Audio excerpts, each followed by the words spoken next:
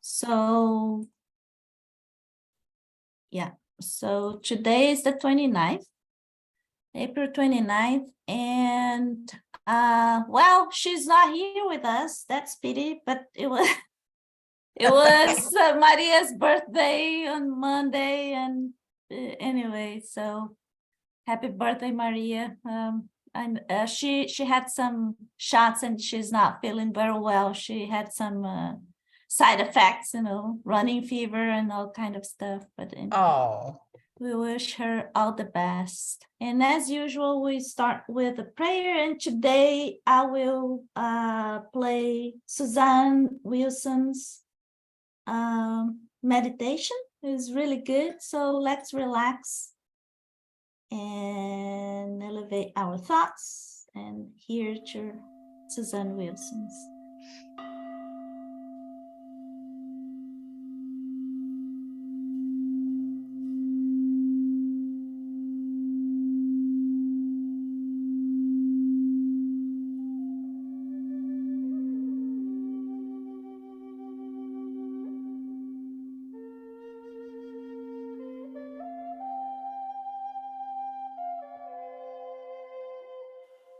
Sit upright in a chair, both feet on the floor.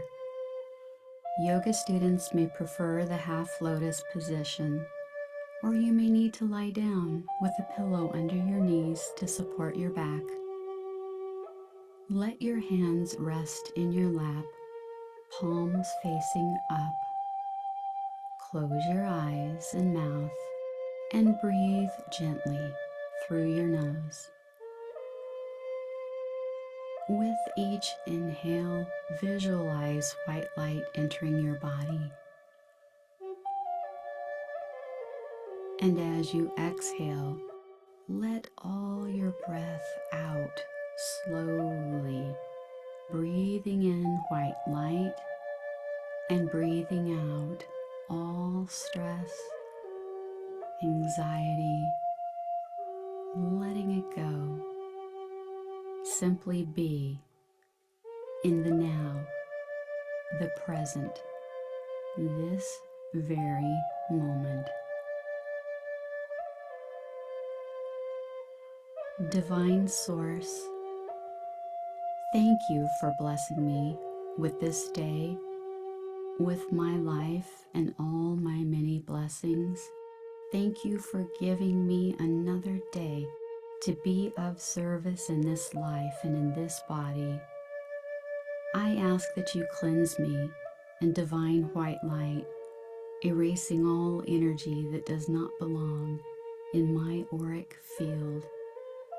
Surround me in a beautiful, translucent, golden bubble of protection that is bathed in your divine white light, sealing in all my positive energies and good health, sealing out all negative energies, all ill health, all entities from lower realms, and I send white light to the lower realms, so that only peace, love, and protection may enter in. I give gratitude for my spiritual team, spirit guides, angels, and my loved ones in the light. I send this light out to each of my loved ones on both the physical plane and the spiritual plane. I send this light out to all those in need of a physical, emotional, or spiritual healing. I connect with universal consciousness. I connect with all beings who are in meditation at this moment. I am eternal. I am one with Divine Source. I am one with all. Compassion guides all my thoughts, words, actions, and I trust that I will complete my greater work before I transition to heavenly home with gratitude and joy. I am a child of God. And so it is.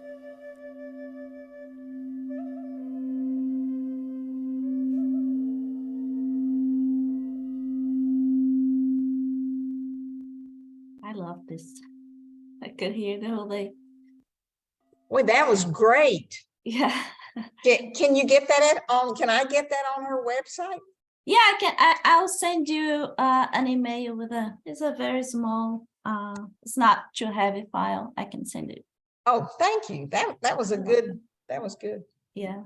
So Carol, this Annie had she was with us last Saturday, but you didn't. So last year we had this meeting, right, for our group, and it was a very nice one held in November, and we are having another one this year, but this time in Brazil. It's going to be from September 7th to 10th, and it will be in the same state as Luis and Livia, where they live, and will be close or nearby Pedro Leopoldo. Pedro Leopoldo city is the city where Chico Xavier, was born, and then the program and everything else, we will communicate later what the agenda will be, but we do expect, some lectures, some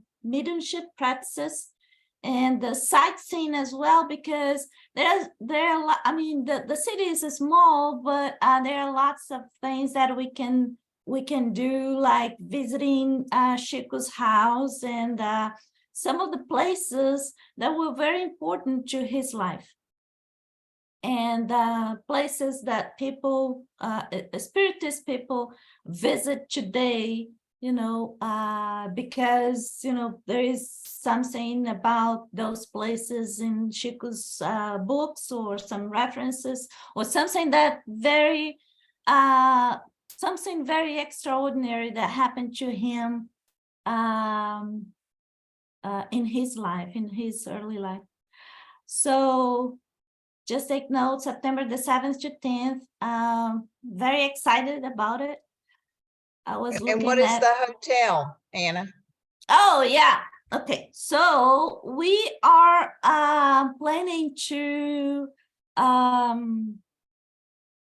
have everybody in the same location. It's like a vacation house. It's like a farmhouse, but a small property. It's not really nothing fancy, nothing big, but we want everybody to be in the same place. So from a transportation perspective, the logistic of transportation, food, everything will be provided, so we do not have to worry about people coming and going and where.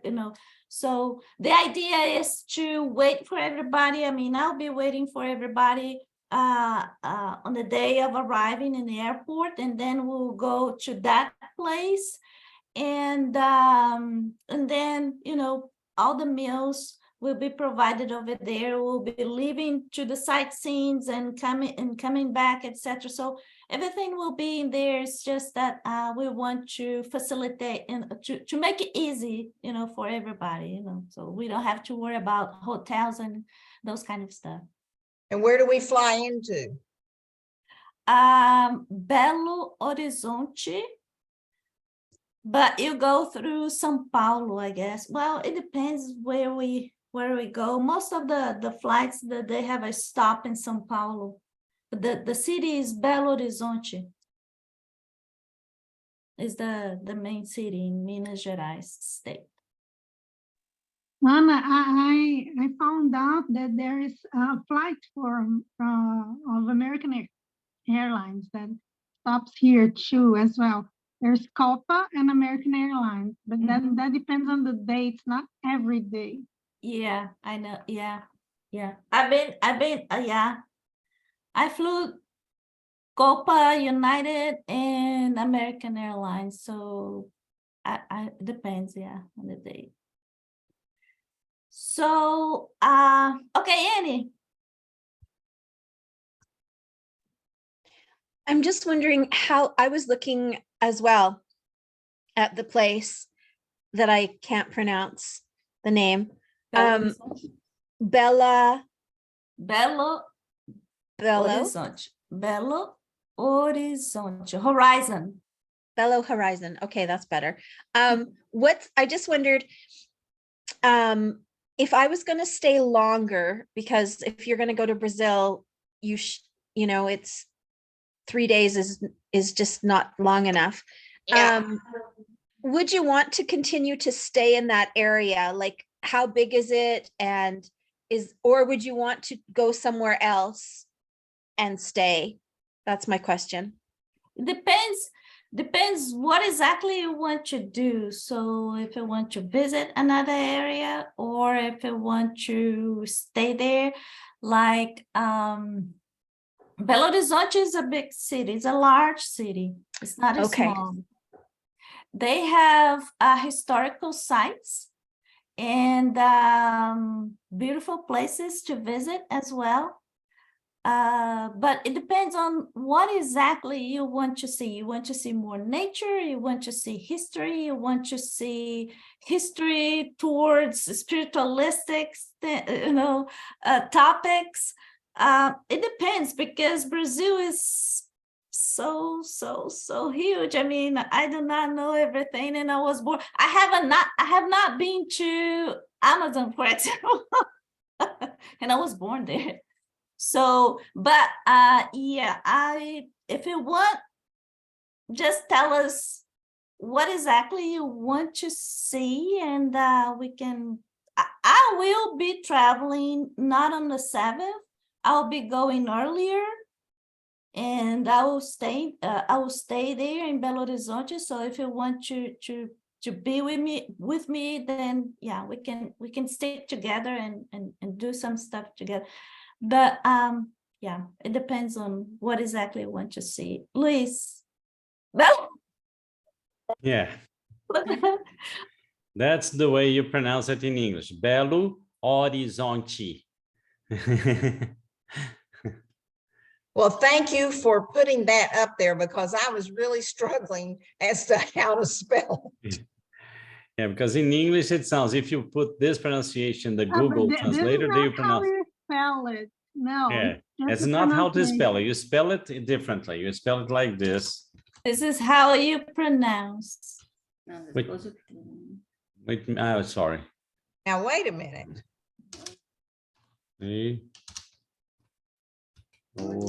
I put it in the chat. Okay, he cannot spell it. I put it in the chat. Yeah, Belo Horizonte, but Belo Horizonte means beautiful horizon, right? And That's Giles. Giles over there. Hey. Yes. Hey, Giles. Hey, Giles. Okay, I have to go back and okay, no, I will explain to him later. Yes, but as I was saying, Annie. Yes, I was thinking about bringing you to Belo Horizonte if you have some other free time, and if you are interested, for example, we can visit some spiritist centers just for you to understand how they work here, how things happen in spiritist centers, because I've worked in several of them. And this is one part that we could do, but also to take a tour of the place could be nice for you to understand how things work here. But as Ana Castro said, it's up to you what exactly you want to do. Yes. Yeah. So Anna, when are you flying down? when Yeah.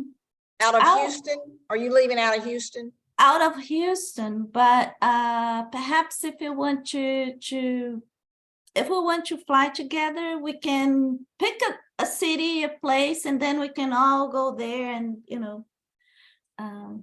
if you want to go with me, if you feel, more safe, or, it's Well, not I'm- really complicated going to Brazil. It's not really complicated. It's not rocket science. It's like any other cities. Yeah. There will be people speaking English, all the signs in Portuguese and English. So it's not really that complicated. But if you feel more, I don't know, easier, if you want Well, to, I'm not we that can far fly from together. Houston. Houston is real close, Come to us, baby. Let's go together. Yeah, so yeah, we can fly from here. So for example, you guys can come over the day before. We can spend the night over here. The house is huge. I have a 5-bedroom house, so it's just myself and 2 dogs. And then we can fly. Giles, I will explain to you later what this is about, because Louise and Livia, they live to live earlier, but I would like to explain to you what this is about, okay? No worries, I can't do it anyway. I got 10 cats and I would be murdered if I left my wife to look after 10 cats. So I'm not going anywhere. No, not to mention I don't have any money. I mean, I've got more than enough for my needs, but not enough for traveling. That's because I was laid off. I was getting paid for doing nothing for 10 years. And finally my boss noticed and said, well, what are you going to do something? And I said, no. He said, well, I have to close down the company. And Really? yes, I wish I could go on paying you, but thank you very much. But no, I can't. And the thing is, of course, it's health insurance in this country, which Let's see. oh, Let's geez, see. yeah, let's see. Never Yeah, say sure. never. No, I'm not holding my breath though. Hold your Put breath. it out to the universe. Yeah. Believe. I believe that I'm very lucky and I'm very healthy, and when my time comes, I will go very, very easily. And that's what I believe. And so I don't care what the Republicans do in this country, because it's not going to hurt me. I mean, that's a kind of selfish outlook, but then I've just noticed I'm so lucky. So if I'm lucky, I'm lucky, and that's all there is to it. And it's going to carry on too. I don't see why it shouldn't carry on in the afterlife. I only realized that a week or two, a month or two ago, that there's no reason why this good luck, which I have experienced for so many years now, half a century more, will stop when I arrive in the afterlife. I've just got to open my hands and say, I'm a lucky person, and boom, things happen nicely. Like this. Yeah. But anyway, I will explain to you regardless. So just wait and see. And today, so I was looking for something over here, document that I probably misplaced in the house. And when I found, and that's what I would like to share with you today, I found this book. This is in Portuguese, evidently, Os Médicos do Espaço, and the translation is about, it's more or less like doctors from the spiritual realm. And this book was given to me by this guy. This is Dr. Paulo Frutuoso. He is the author of several books. I think right now he wrote like 6 or 7 books, and this is the first one that he wrote, The Underlying Face of Medicine. And by the time I brought him to Houston to speak here to us, I have some recording with him. So he gave me these books and some of others of his books. But this book, when I found this book that I have right here, I thought it was interesting to share with you, because this book was written by this guy. This is the founder of the Spiritist Center, the largest Spiritist Center in Brazil, in Rio de Janeiro. The name of that Spiritist Center is Lar de Frei Luiz, or Friar Louis Home. home house, and well,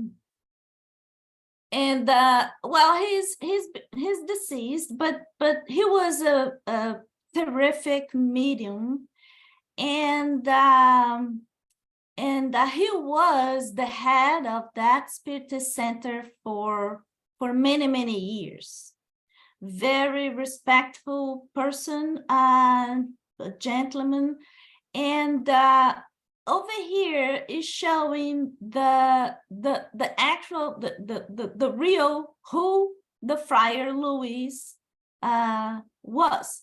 Friar Louis today, he is the spiritual or the sponsor for this Spiritist center.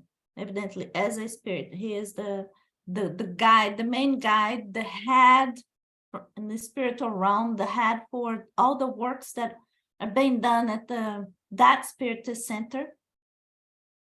And Friar Louis, he's actually he was born in Germany, and he moved to Brazil when he was probably he was I want to say 22 or 23 years old, and he died there in Brazil. He found his mission, and he fell in love with all the things that he was doing there. He was an amazing individual because he was doing charity. He chose to work and dedicate his life to the people we need, to the poorest and most in need kind of people. And that's what he did his entire life. And there are some stories about things very unusual that used to happen to him, kind of indicating that Friar Louis was a medium, a sort of medium. So there are some stories about him levitating, or all kind of things. But evidently, he never said anything. He never recognized. He never said that he had any kind of special gift or anything. He just wanted to dedicate his life to charity. Well, in that Spiritist center, they have a lot of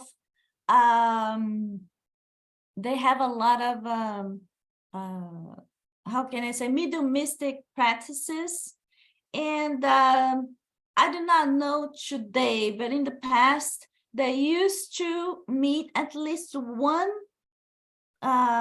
every week to deal with healing and materialization and all kind of, yes, Luis is talking about his channel, but we also have some recordings with Paulo Cesar Frutuoso.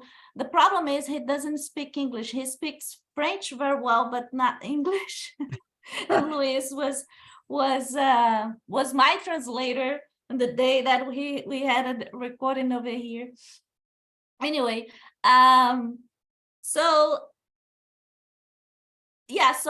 in this Spiritist center in Rio de Janeiro, they used to have those meetings every week.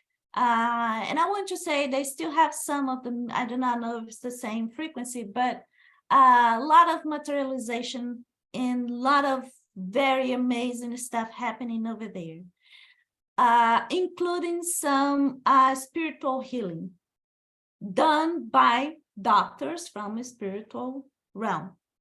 And this picture that we see over here is actually a doctor that materialized in one of those meetings, and he was visiting that Spiritist center quite often, doing surgeries. And in this specific day, they took this photo right here. He said that he would go there, he would do the surgeries and all the healings that they used to do.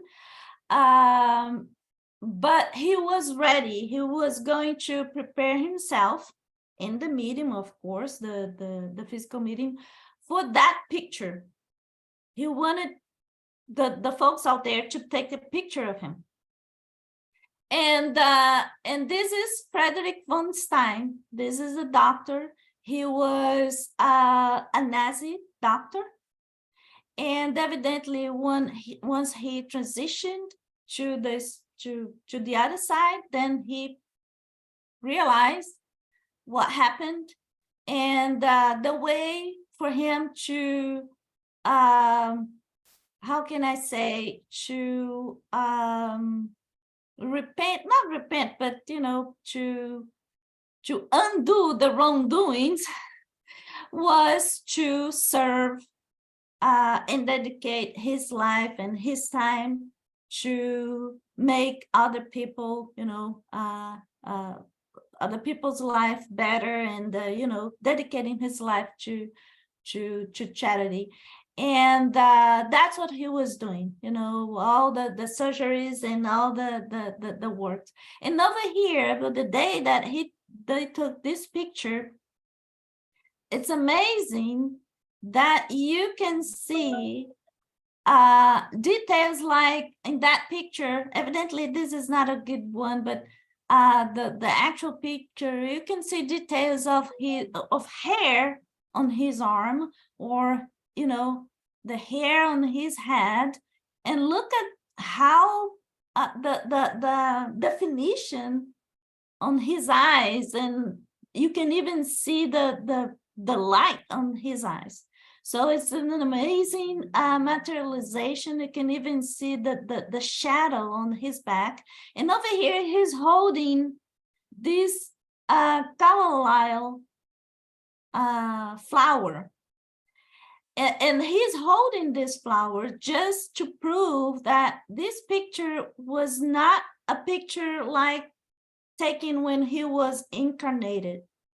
It was the picture taken in that meeting, in the mediumistic meeting, and he's holding this flower because, which is a carlisle flower like this, because it is the favorite flower of the Friar Luis.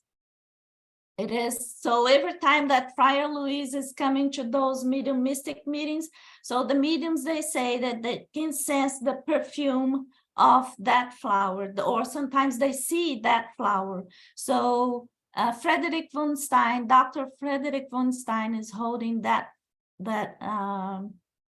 flower in the proof that he was already working with Friar Luis Spiritist group. Okay, so that's what I would like to share with you. And Anna, go ahead. I'd like to remember also that this guy, this Nazi doctor, had been rescued in the lower zones by the friar. Oh yeah, thank you. Yeah. Yes, thank you for the reminder. Yeah, exactly. Amazing stories. Those books, The Underlying Face of Medicine, and this book is amazing. This book tells stories like it is a recount of what they used to experience in those meetings back in the 50s, 60s, 1960s, 1970s. So amazing surgeries, amazing examples of materializations, amazing seances that they were holding there. Yeah, the picture in the middle, he's having an homage in the Brazilian Congress in Brasilia. Oh yeah, thank you for the saying Senate. that. I think it's yes, in the Senate. Exactly. The Senate House, exactly. The Senate House, yes. Yeah, so because his work was really prominent, and was amazing. Coincidentally, he spoke to us some weeks ago, right? Privately for me, Livia, Leda, and another group of medicine students. See, he's such a humble guy, very nice person. Yeah. I will talk to him, and I will try to persuade him to meet us in Yeah, in Brazil. I was Brazil, thinking to, I was yeah. talking to Livia about that. Yeah. I said, Livia, we Yeah, need I will write- try. Yeah, I will try. It was so nice to see him sitting on my, it was the very first thing that he did. So you know how humble he is. The first thing that he did when he arrived here in the house, he was sitting on the floor and meeting cheerfully my dogs. Yeah. Yeah, I And remember. I said, no, I want to say hi to these folks first because I love them so much. I remember an anecdote he told me that when he was young, he first started attending these materialization sessions. Mhm. He was there sitting with this typical pride, right? A doctor pride. And he said, look, I'm here, I'm a doctor. There's a doctor materialized in front of him. Why doesn't he come to talk to me? It's something first time in humanity, a doctor from the physical plane talking to a doctor from the spiritual plane. And then the doctor, this one you can see the picture, came up to him, walking. He said, he said to himself, finally the doctor is going to talk to me. And the doctor said, Paulo, could you please stop thinking? You're disturbing my work. I'm not going to be able to heal these people if you go on like this. Yeah. And one day, Frederick von Stein said to Dr. Paulo, because Dr. Paulo was witnessing this surgery, and they were doing something with the mitral valve. They were replaced. Oh, yeah. It was a replacement of the mitral valve of the heart of this guy right here. So Dr. Paulo was explaining what he was witnessing. And then this guy, Dr. Frederick von Stein, said, Paulo, look very carefully, and I want you to tell me what you see. Because that's exactly what you're going to tell other people later. I want you to tell me, what do you see? Describe it to me. And then he was looking,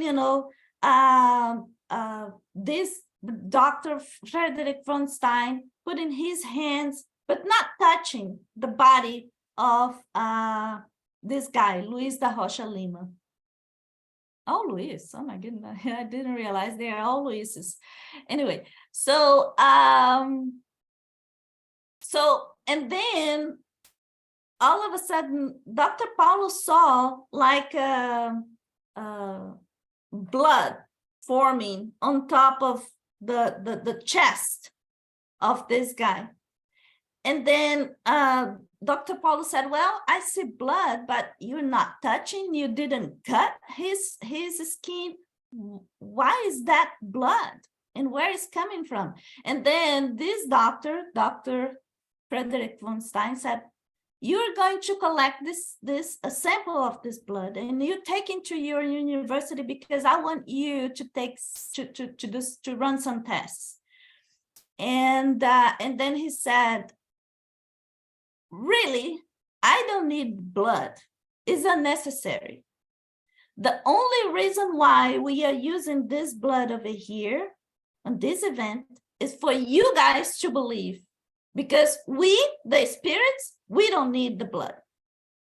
It's just for you guys to believe what's going on and to understand what's going on, but we don't need none of that. So it was very interesting. And most amazingly, I think he was the only person I've met that set up a spirit release circle through materializations. And the materializations, of course, some photographs, he doesn't even issue them. He doesn't show that. Some of them he has shown, and one of them was very impressive, an executioner from the medieval ages. Mm-hmm. And the guy was he had a hood over his head, and according to the spirits, the clothes he was wearing was stuck to his spiritual body. It had been stuck there for centuries, and they had a lot of work to help this spirit materialize. So I had never seen that, because Usually spirit release meetings is for mental mediumship or some photoplasm being worked out, but Yeah. not materializing very spiritists in a very hard conditions to be helped. This was the first time I saw. As a matter of fact, that lecture, Luis, Dr. Paulo held at the military academy in Brazil. Remember? Yeah, no, I he- didn't remember that. I remember, reminded me. Yeah, yeah. So even the military, so you know how respectful this guy is. So he was talking to an audience that is actually part of the military academy, the main military academy in Brazil.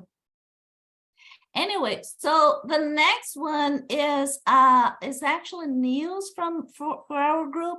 We are going to start a series of discussions, and so we'll dedicate some of the Saturday meetings for us to discuss the books, Spiritual Realm series from André Luiz. So it's gonna be like every other Saturday, we are going to talk about specific book.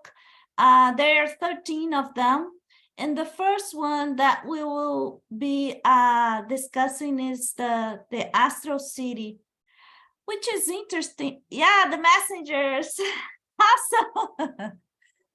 By the way, the messengers now is going to be on a movie soon to be launched in Brazil, right? That's awesome. And I did not know, Luis, but I don't think Nosso has been, or Astral City has been translated as a book, right? I think we just have the movie, but I'm not sure we have. No, this there is book. Nosso Lar. There is Nosso. There is Nosso Lar. I think I'm gonna search for it at Amazon, but because I tried to find something in English and I didn't. you know that there's a story, right? huh? John Zero.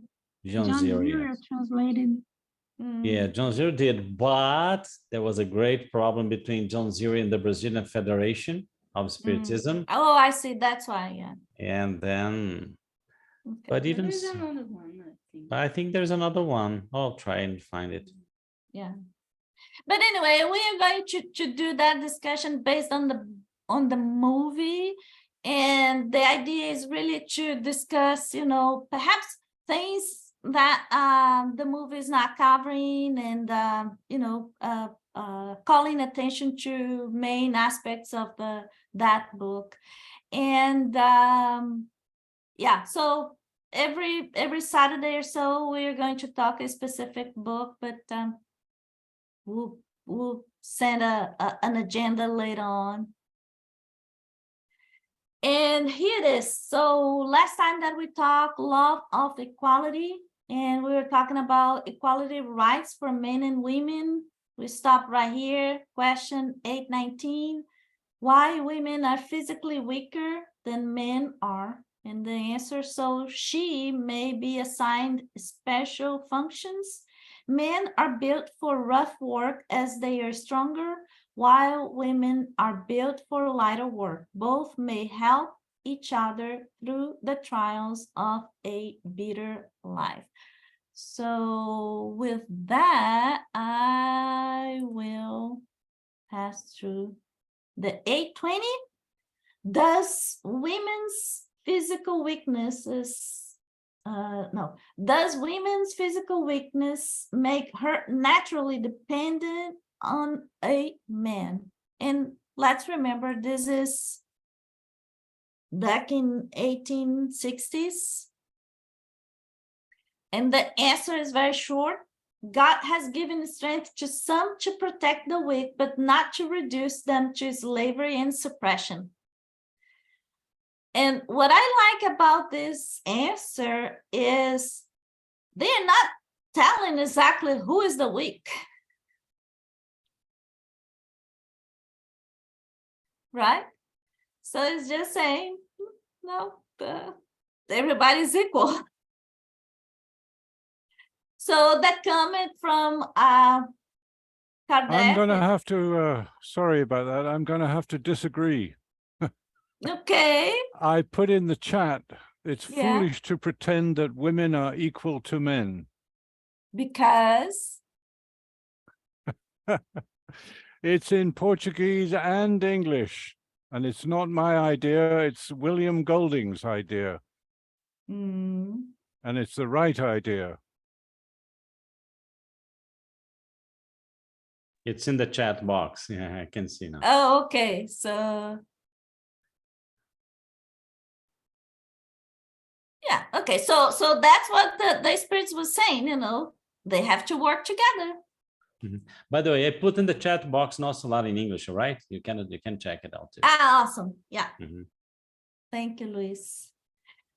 So the comment from Kardec is God has created the physical makeup of each being for the role it has to carry out.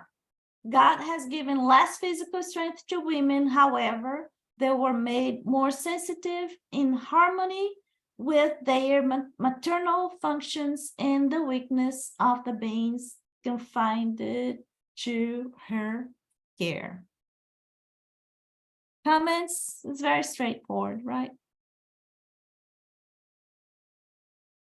821, is a woman's natural role as important as that given to a man? And quick answer, yes, more so because she gives him his first notions of life. Any comment on that? Yes, I have noticed in the last few years, 10 decade, that movies showing women warriors are becoming more popular, and women getting revenge on bad guys who do bad things to them. And you'll notice that William Golding's last sentence says, if you give her any crap, be ready to receive a ton of it back. Mm-hmm. Why? Because they're not equal. And I like this because this is empowering for the current generation of women to start seeing movies where they're beating up on guys left, right, and center, instead of the other way around, the way it's been for the last 10,000 years. Mm-hmm. I mean, they have Yeah, I know that, and but I think I prefer the movies showing the women wiser and teaching the society how to react, not by violence, but by wisdom. So there are so many ways to skin a cat, you know, we can get a spear and be violent, but I prefer the other way. Those are cleverer movies than our audiences are currently ready for. What they want is action, and that's what we want. And our and that Simpleman's video.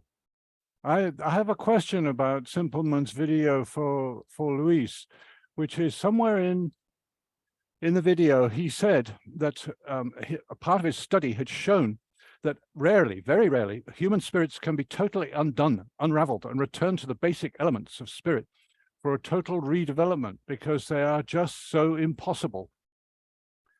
You mentioned this torturer, this medieval torturer in a hood that was stuck in his outfit for centuries.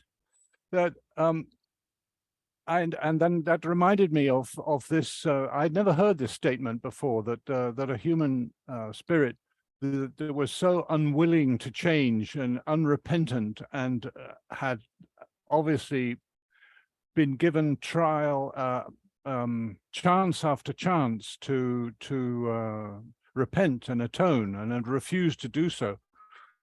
Then is put back to the beginning, unraveled, so it really forgets everything and start over. And I thought that was wonderful. I just wondered if you had any comment on that, Luis, because I just have no idea.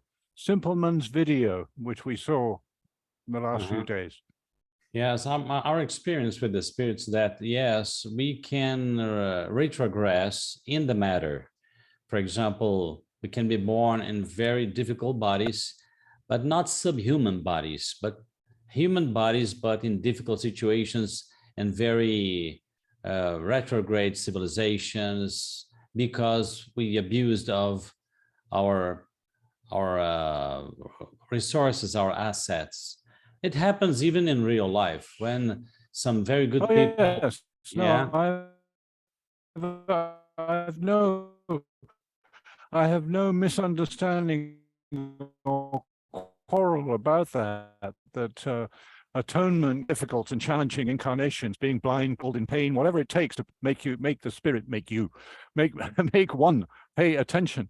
But Simpleman mentioned that in certain cases, very rarely, now what does that mean? 1 million to 1, 10 million to 1, that there's some unrepentant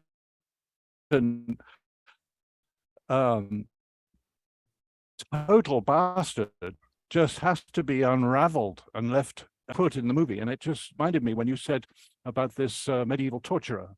No, I don't disagree with the very difficult incarnations that can result, but this thing I'd never heard of before. Yes. By the way, once I've heard from Emmanuel, I've read from Emmanuel that many times when this kind of thing happens, sometimes, do you know what they do? This guy has a wonderful reincarnation, beautiful, strong, and powerful, to make crowds pay for their sins. There's another use that really surprised me, but it's logical, like, because the person has been through so many trials and the person hasn't corrected it themselves. So they use this kind of spirits to be born, for example, as a guru, a great leader that is going to deviate crowds, or is going to make crowds, well, to adjust their debts against the law, with the law, So I think it's maybe possible, right? Well, that sounds pretty unusual, just like this one. Sorry, I'm getting distracted because this talk about the equality of women in 1852, when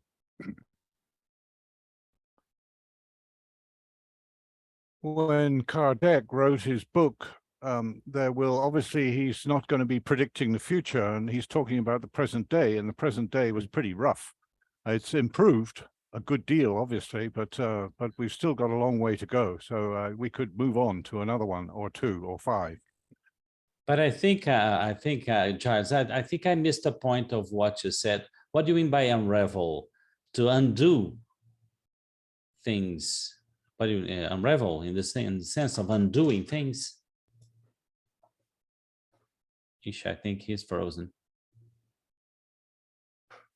The spirit, but take it apart into its component pieces and put it back to begin again in the from the atomic level upwards. Oh no, yes. This is the first time I've asked. This is the first time I've heard of that. That's the first time I'd heard of it too, which is why I'm asking you. Perhaps another, you can find out and let me know in another session whether that ever happens. It's not something that's uppermost in my mind, because I could hardly be one of the 10 million, 1 in 10 million or whatever it is, 100 million that's due for that kind of treatment. Yes, I've never heard of that, actually. No. Luis, wouldn't he be referring to the ovoids, like the? No, I think he's referring to the decayed angels, for example. Yes, Okay. yes, to the decayed angels. Allan Kardec, he didn't like that theory because he didn't use spirits to compose the spiritist book. He didn't use the knowledge that were very high, how can I say, far-fetched, and the spirit sometimes showed that knowledge in an absolute way. As you know, he was very rational, so he decided not to use this kind of information. Maybe we could shelve this kind of information, but we wouldn't use this kind of information, actually. This kind of information that says something that is very difficult for us rationally or physically check, you know. That's why sometimes the spiritualists, they criticize the spiritists because they think, oh, it's very basic. No, it's not. It's not the very basics, because the criterion is very serious. Kardecian criterion is very serious and very, very strict into this kind of very far-fetched knowledge, you know. So we usually prefer, okay, maybe it's possible, but never know. First, it's going to be difficult to check that. Do not assume as a truth entirely. Absolute truth, yes, absolute truth. Yeah. Okay. So 821 is a woman's natural role as important as given to men, and the answer yes, even more so, because she gives him his first notion of life. And now 822, we have the letter A. As all human beings are equals according to God's law, should they also be such according to human-made law? That's interesting. What is the comment? Okay. Well, I'm laughing at that because that's what the American Constitution has. and and the people who wrote it owned slaves. The thing is just crazy. Humans are just off the wall insane. The Constitution says that all beings, all humans should be treated equally. And then the guys that wrote that had slaves, bought and sold them just like everybody else, if you had some money. Yeah, let's be patient with us. We are learning. Yeah, like I said, don't hold your breath. Sorry. So naturally, the answer, this is the cornerstone of justice. Do unto others what you want others to do unto you. So that's what it is. And letter A, in order to be perfectly just, should legislation establish the equality of rights between men and women? Again, this is 1867, I guess I want to say. And the answer, 57. yeah, and the answer is equality of rights, yes. But with respect to functions, it should be noted that while there are many similarities between the sexes, there are also distinct differences. Each sex or gender should be encouraged to develop according to their special abilities and strengths. Human-made law, to be just, should establish equal rights for men and women. Any privilege granted to either gender conflicts with justice. Any privilege granted to either sex conflicts with justice. Women's rights and freedom are in the line with the progress of civilization, as her oppression is a condition of barbarism. In addition, gender only exists through the physical makeup. That's interesting. Since the spirits can assume that of either sex, there is no difference between them in this respect, and they should enjoy the same rights. Annie, please. What does that mean? Gender only exists through the physical makeup. What does that mean? They are saying that from the spiritualistic standpoint, there is no gender. We can be either way. Evidently, for the spirits still living in a condition close to a place, a world like Earth, we'll still recognize ourselves or identify ourselves as male or female, or depending on the last reincarnation. But in reality, as we, progress, then that kind of, gender,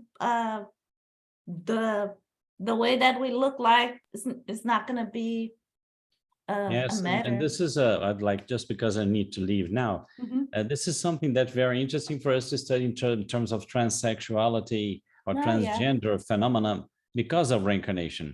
The older humanity gets, the more cases of homosexuality will come out because exactly of exchanging experience, well, sometimes with man, sometimes as a man, sometimes as a woman, sometimes as a man, and the exaggerations will be tried to be cut by the reincarnation, So this is because the body is the sex, but the mental situation is what really starts ruling, and the older the spirit is.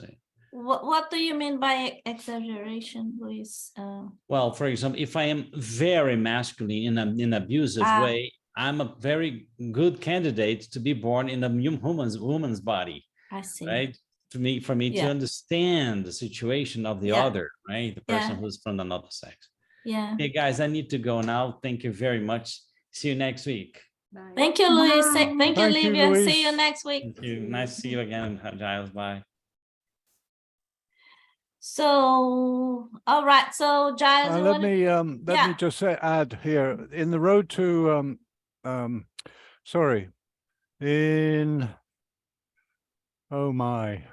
not the road to immortality, but the book written by Lawrence T. Lawrence.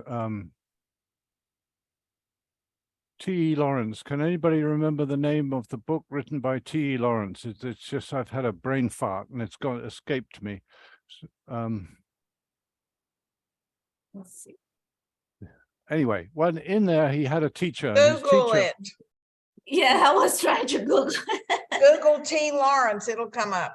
yes, okay, but I'll tell the story first. He had a teacher who was one of the chief teachers in the house that he was being rehabilitated in after his death. And that teacher said, I have reincarnated, the last 6 times I reincarnated as a male. And each time I got killed before I was 25 because I got excited about joining the military, a revolution, some kind of civil disorder, and I got myself killed. And so he says, I'm thinking that next time I go, I'll have to go as a woman, so I don't get so excited about warrior bullshit. Or that's not the words he used, of course, but that was his intention. I just thought that was mentioning because it's so such a sweet and simple description. Yes, it is. It's a very nice example. Why one would want to choose a different sex to incarnate in, and it also, among other things, shows how one size does not fit all. Where you are not a perfect woman, you are not a perfect man. You can be a mixture, and then you are trans, and mostly things work right, but not always. I mean, if you've ever attended a lambing on a sheep farm, you will know that things don't always work right. And that happens. I mean, you don't have to become a medical doctor. You can read the internet to find out what happens. In 1,000 births, there are 10 or 15 really messed up ones that it didn't work right. So what do? You try and save the infant, but if you can't, it dies, and that's all there is to it. Another try, another time. So, and the mixture of sexes is just something that humanity is going to have to learn to deal with. Yeah. And I can mention that the American Indians had transsexual persons among them And in the 10,000 years that they were dealing with this, it was very simple. If a guy wanted to hang around the campsite and dress in women's clothing and learn cooking, they let him. They gave him a suitably embarrassing name, of course, because they were very good at choosing names, and they waited till somebody was 15 before they named them. And then if it was a woman who wanted to ride with the warriors and put on the outfits and wave the tomahawk, off she went. She went to ride with them, and they gave her a suitably embarrassing name as well, like Big Butt, or whatever name you could think of, which would be suitably embarrassing. And then she would go out and commit mayhem with the men. And this was a standard approach. And somehow, of course, with the change in government here in America, that has been forgotten. I'm sorry, Carol, it's your turn. Thank you, Giles. No, I was just wondering, if we plan and make choices before we reincarnate, then how do you justify, that, like you were talking about, there's going to be screw ups, but Yeah, things don't always work according to plan. That's all. It's as simple as that. well, Yeah. but I don't Humans know. are involved, so of course things go wrong, but mostly they don't. But I mean, do you intend that before you incarnate is what I'm saying. If you choose to do what you want to happen in this incarnation, do you make those choices before you come in here, and then you have these big challenges to overcome or work through or work out? Well, the Yeah, answer is simple. The answer is simple. Sometimes yes, and sometimes no. How evolved are you as a person, as a spirit, when you choose your incarnation? Do you Yeah. just take the first thing that comes along because you're not evolved? So Well, there's no supposedly choice. they have these big meetings. Yes, but with those are for the more advanced spirits. yeah. Beginners don't have those meetings. Yeah, Yeah. Carol, it's like for you, let's pick an example here.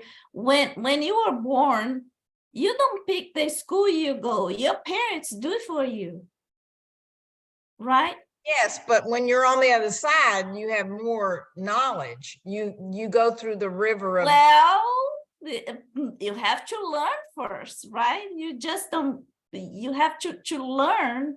You have to get that and to be educated first. So there are some cases like the one. Let's talk about the example that Giles was talking about. This guy that was reincarnating as a male, and every time he was choosing to join the military, it was not for him to be. Evidently, that was not his reincarnation plan, right? Okay, coming back as a man, but not to join the military, perhaps do other stuff, as he was forgetting what his mission was supposed to be doing. He kept forgetting his mission. Then, nope, wrong way. Sorry, Lynn. That's absolutely right, Anna. Your example was perfect because there's an order in the spiritual realm. So we have when we reincarnate, we have to count on the support of the spirits that are higher than us, because they protect us, they help us choose. So sometimes there are many things that we can choose, but sometimes some things we cannot choose, because sometimes we did wrong in many choices, and we keep going wrong and going wrong. So we have to accept some rules that they recommend to us. There's no escape sometimes. And the idea is to be in a balance, because when we are as a man or as a woman, we learn some things more than others. So if you are a woman and you go through labor and you have children, and then you will accomplish some how can I say, some skills, right? Mhm. You will get some skills like intuition, like caring for a family, for the other, and but as a spirit that evolves the spirit, you need to have other skills that are easier for man to accomplish. So the idea of reincarnating in both bodies is to have those skills from one and the other gender, you know? And in the end, after thousands and thousands of years, you will have Both. many skills, and you'll be a balanced spirit, you know? Yeah, it's like the energies, they are really different path. And then as we evolve, then that we kind of We have became- to understand the other side, right? Because sometimes men and women are so different, and it's hard to understand the other side. So we do both genders to be on other shoes, right? As you say, to walk on the other shoes. And of course, you may have more. You may find it easier to be in one gender than the other, but you have to learn the skills from both. That's why Jesus had the skills from both genders. He had initiative. He was tough sometimes, but at the same time he was tender and sweet and gentle. So he had both skills. That's why he is the most developed spirit that has been in earth. Mhm. Yep. Yeah. Thank you, Leda. Carol, please.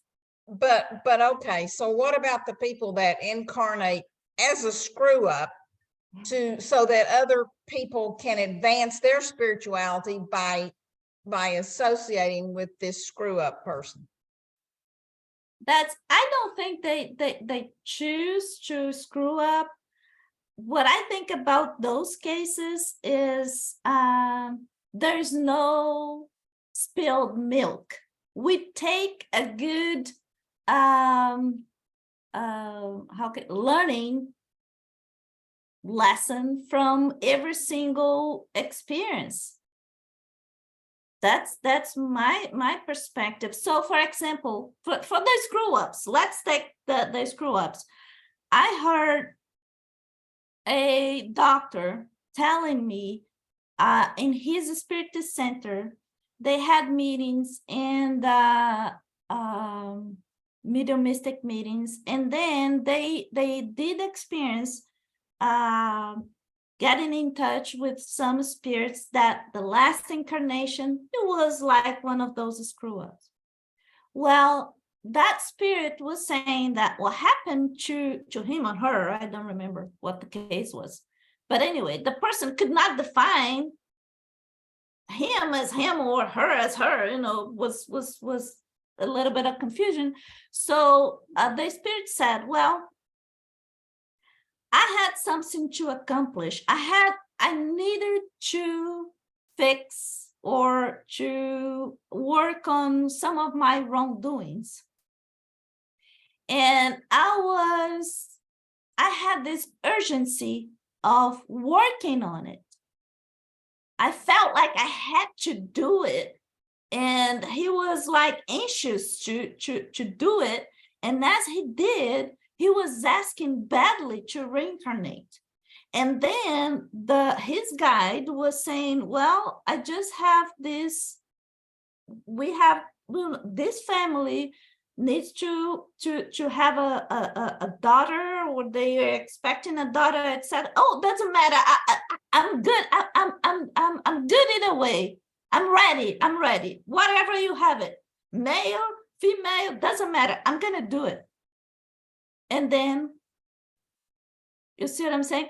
It never occurred to me that case when your energy is still too may or from too much on the one side, and then it never occurred to me. But if you were way too anxious and you do not think better, if you do not really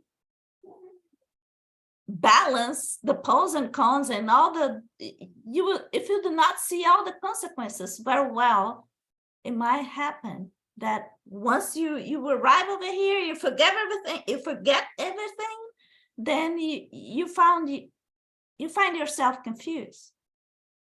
So you're talking about gender cases, right? Yeah. Okay, so I was talking about generally speaking, like, you know, when Chico was healing people, and he went by I think it was a lady or a young man that needed to be healed, and somebody said, why didn't you heal them?